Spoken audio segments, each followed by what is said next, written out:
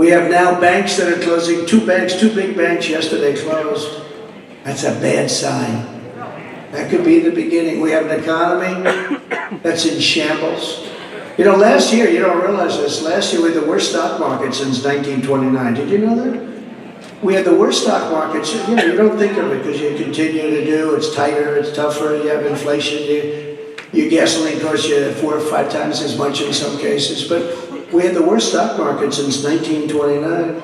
It actually goes back longer than that. It goes back to, I think, 1887. But I said, let's use 1929 because people understand that was called the Great Depression. But we had the worst stock market. People have their 401ks. Does anybody have a 401k? Not anymore. Raise your hand if you're happy with it, because not too many people. Anybody happy with the results? No. Because I'll tell you what, they were happy when I was running this country. They were making a fortune with the 401k.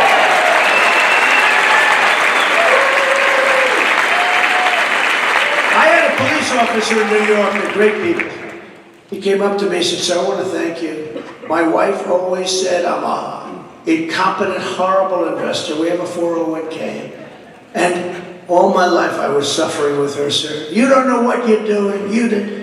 Sir, she gave me the biggest kiss last night. I was up 59% last year. This is a few years ago.